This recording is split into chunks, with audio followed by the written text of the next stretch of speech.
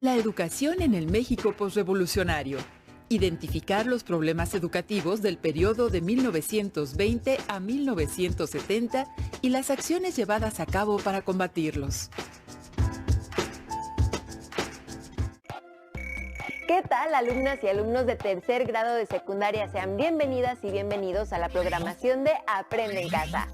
Una propuesta diferente para que desde su casa ustedes puedan acercarse a los contenidos de las asignaturas y áreas de tercer grado, los cuales les serán de mucha ayuda en su crecimiento personal y cuando regresen a la escuela una vez que superemos esta situación de emergencia. Les recomendamos llevar un registro en su carpeta de experiencias de todo lo que veremos durante el programa, realizar algunos ejercicios de reflexión e incluso compartirlos con su familia. Hoy abordaremos un tema que nos compete a todas y todos como individuos y como sociedad, la educación en México, y en particular en la posrevolución. ¿Por qué fue determinante el periodo posrevolucionario para la educación en México?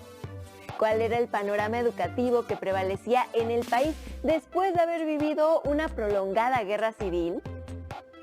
Los invito a ver el siguiente video para identificar los problemas que enfrentó la educación en el periodo de 1920 a 1970 y cuáles fueron las acciones llevadas a cabo por parte del gobierno federal para combatirlos. ¡Corre video! Al terminar la Revolución Mexicana, el panorama educativo de México no era muy alentador. El 66% de la población mayor de 10 años no sabía leer ni escribir.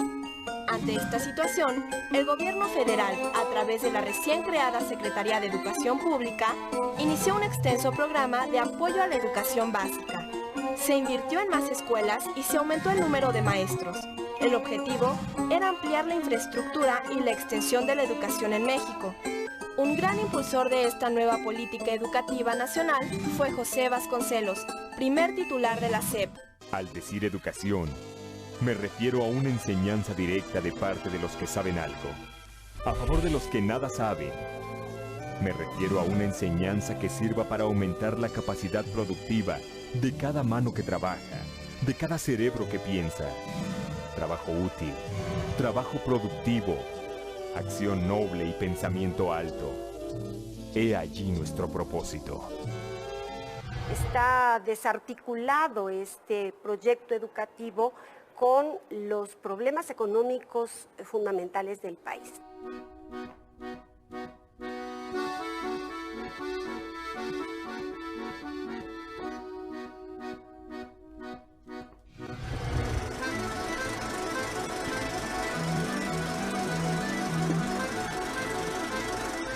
En 1920 es muy importante, es un año donde se inicia la etapa de reconstrucción económica, política de nuestro país. Después de los años armados, después de la lucha armada de la revolución, va a iniciarse una etapa de reconstrucción nacional. Los principales problemas de tipo económico es la reconstrucción fiscal, financiera, industrial en el país, pero por otro lado también es un momento en que se piensa que hay que construir la nación, ¿no? En el ámbito educativo, para 1920, un grupo de universitarios encabezados por Vasconcelos va a proponer al Congreso la creación de la Secretaría de Educación Pública como un sistema nacional que permitiría entonces resolver la problemática educativa. En ese año, 1920, se inicia entonces un debate interno entre la élite ilustrada y política por definir entonces el rumbo del país. Los problemas educativos que se van a visualizar entonces tienen que ver con el alto índice del analfabetismo, sobre todo de las masas campesinas. Por otro lado, hay una gran carencia de profesores de escuelas.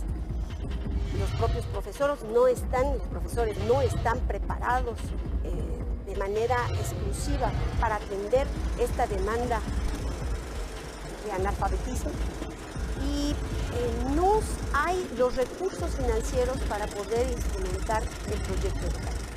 Estos son rasgos en general muy problemáticos de 1920. Pero el proyecto educativo no puede pensarse nada más en los problemas en el 20, también tenemos que pensar en los problemas de los 30, después del crack financiero del 29, después de la gran depresión económica de 1929, en nuestro país se reformuló el proyecto educativo.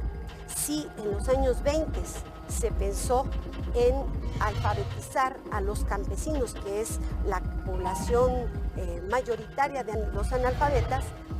Se instrumentó la educación rural.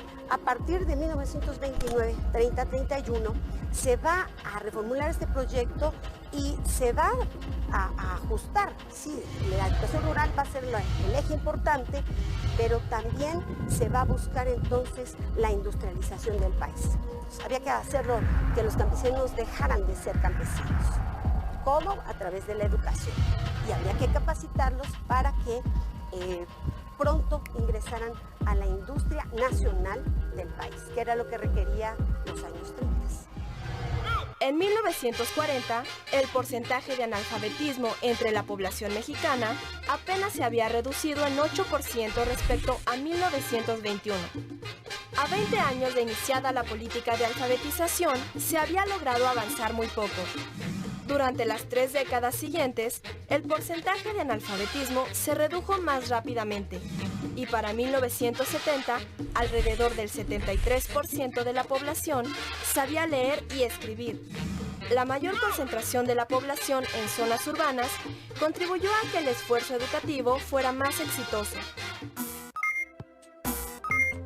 Después de haber visto el video, podemos afirmar que la reconstrucción del país era un asunto de interés gubernamental. Claro, y entre sus acciones destaca la creación de la Secretaría de Educación Pública. ¿Recuerdan cuándo se creó y cuál es su función principal? Uno de los principales problemas de la época era el analfabetismo. ¿Qué significa analfabetismo para ustedes? ¿Consideran que es un problema vigente? ¿Por qué? Conozcamos más acerca de las medidas que se aplicaron para solucionar los problemas educativos.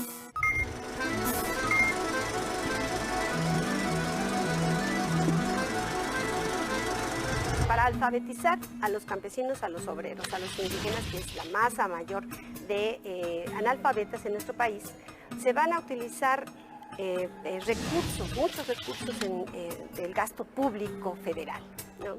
También se van a incrementar la producción de escuelas, se va a crear muchas escuelas rurales en los centros urbanos después de los años 50 también. Y se van a crear institutos para capacitar a los maestros. El Instituto Federal de Capacitación Magisterial, creado en los años 40, va a ser un centro que va a procurar homogeneizar la formación, la capacitación de los profesores rurales sobre todo. Después de 1940 y en 50, recuerden ustedes, está la Segunda Guerra Mundial, también hay un caos económico a nivel mundial. En nuestro país también se sufre esto y no hay una inversión en el gasto público de educación, en el ramo educativo, importante. Los años 50 y 60, la estrategia educativa va a ser la centralización en la educación pública y el control de las escuelas privadas. Pero sobre todo se va a enfocar entonces a fortalecer la educación primaria, pero también la educación secundaria. Estas medidas sí permiten resolver medianamente los problemas, ¿no? Pero son son 3 tiempos. Educación rural va a ser el eje de estas estrategias en los años 20-30, la educación urbana a partir de los años 40 y la educación pública se va a ver favorecida sobre todo en el ramo de la educación básica en todos estos años. La secundaria, al finalizar de esta época, en los años 60, se va a hacer obligatoria y además la descentralización que se va a sufrir en los años 60 va a posibilitar la creación de universidades públicas en distintas entidades. La universidad, la UNAM y el POLI van a seguir siendo los centros de educación superior más importantes en nuestro país. Estas dos instituciones van a recibir en los años 50 y 70 mayor presupuesto. Aún así, para los 60 particularmente, hay un boom de producción de escuelas, de centros universitarios, de escuelas, de universidades públicas en algunas entidades, ¿no? Y esto va a permitir entonces la descentralización educativa. El desarrollo industrial mexicano requería de la formación de profesionales con capacidades técnicas. Por este motivo, el Estado también impulsó la educación tecnológica. Se crearon institutos de educación superior para formar los ingenieros y técnicos que la creciente industria nacional demandaba. La fundación de universidades e institutos tecnológicos amplió la oferta educativa y contribuyó a la formación de cuadros de profesionales y técnicos. También se favoreció la descentralización educativa al fundarse centros de educación superior en diversas entidades federativas como Jalisco, Nuevo León, Puebla, Chihuahua, entre otros. Hemos visto que para fortalecer la educación, el gobierno invirtió recursos e implementó acciones para conseguirlo. Registren en su carpeta de experiencias 3 de estas acciones, las que consideren más importantes. Continuemos conociendo más acerca del tema.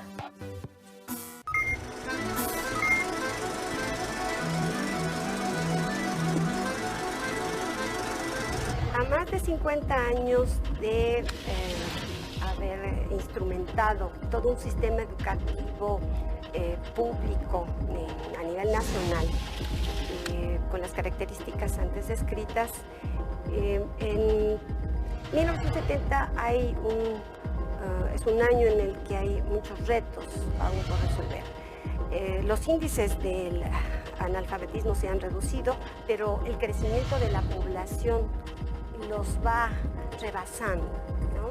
Por una parte. Y la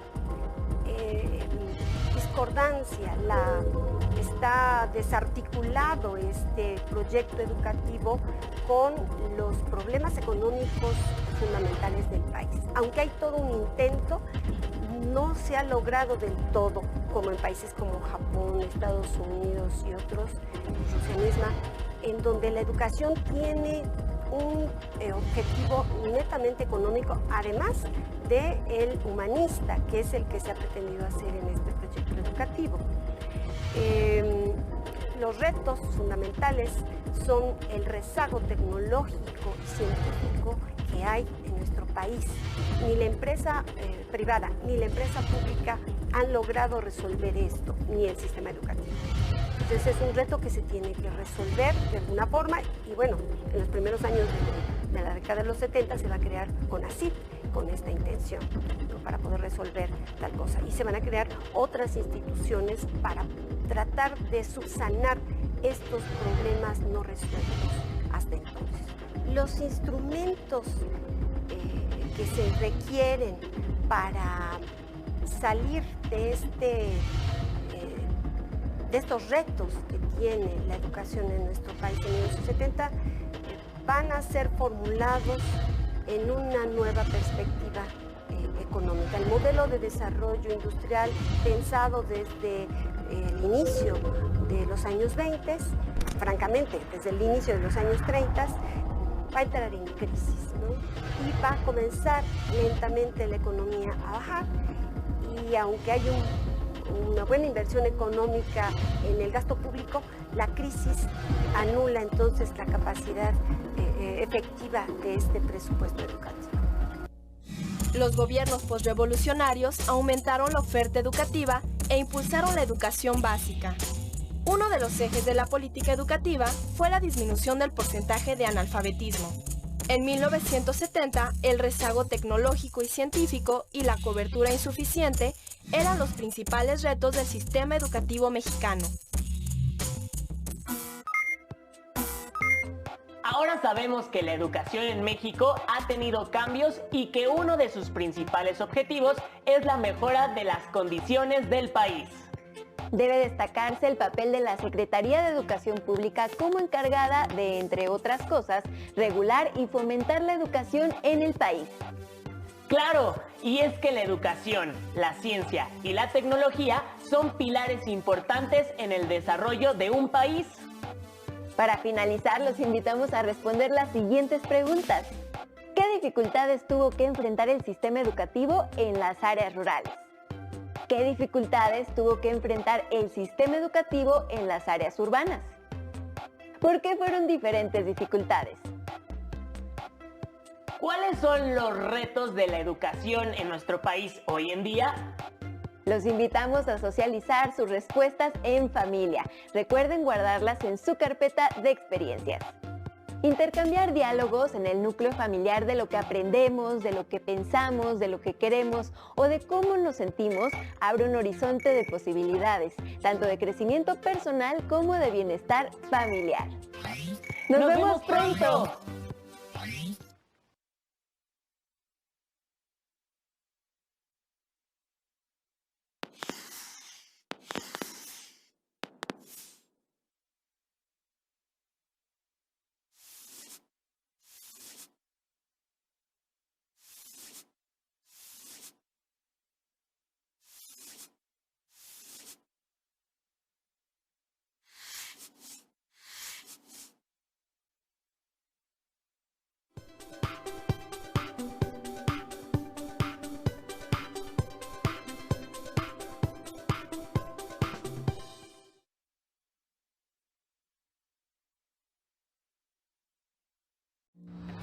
Después de ver el programa La educación en el México postrevolucionario, los invito a recordar las preguntas que deben hacer y guardar en su carpeta de experiencias.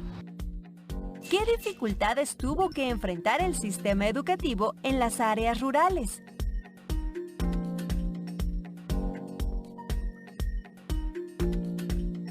¿Qué dificultades tuvo que enfrentar el sistema educativo en las áreas urbanas?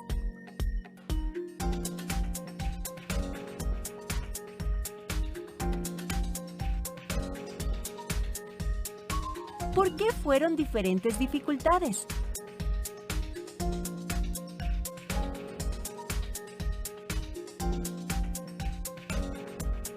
¿Cuáles son los retos de la educación en nuestro país hoy en día?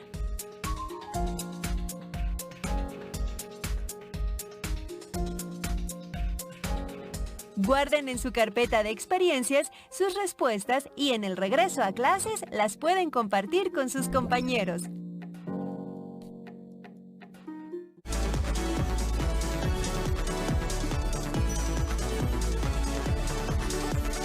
Te invito a ver los programas de Aprende en Casa para Secundaria que hicimos para ti y que contienen lo más importante de los temas de cada asignatura. Puedes conocerlos todos en la página que aparece en pantalla.